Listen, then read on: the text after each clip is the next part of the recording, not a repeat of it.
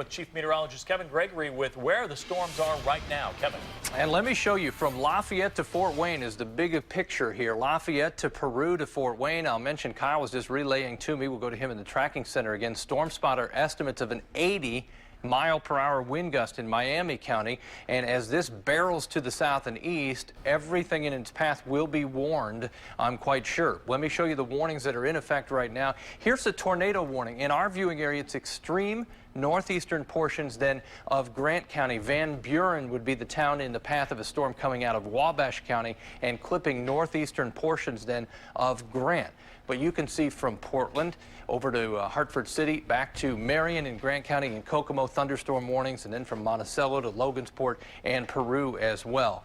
Basically, if the line of storms is going to move through your area, you can expect winds in excess of 60 to potentially 80 miles per hour.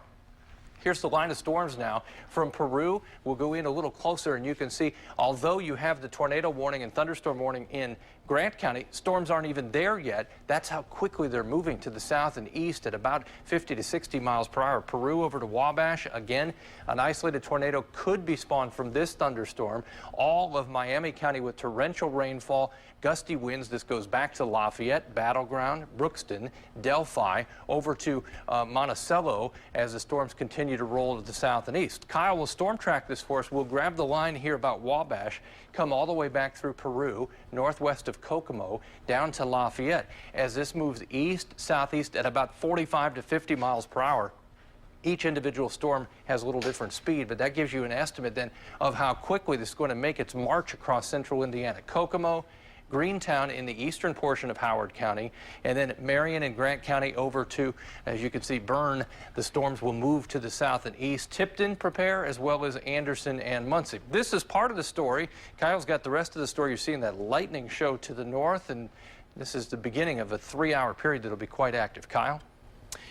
Yeah, that's right, Kevin. We have several threats with this line. Of course, the main threat continues to be some damaging winds. And, of course, we're dealing with those winds coming through northern portions of central Indiana right now. So our timing, it looks like now through about 2 a.m. That's how late that severe thunderstorm watch is in effect. Main threat being those damaging winds. We've had some gust reports around 75 to 80 miles per hour. That may be common with this line, especially the farther north you go. Then additional threats could have some large hail. Isolated tornado threats still there. Can't entirely rule that out. So TrueCast shows things right now at 11 o'clock. The bulk of the activity around Fort Wayne, northeastern portions of Indiana. The line just a little bit weaker as you go down to the south, but still capable of winds around 60 miles per hour.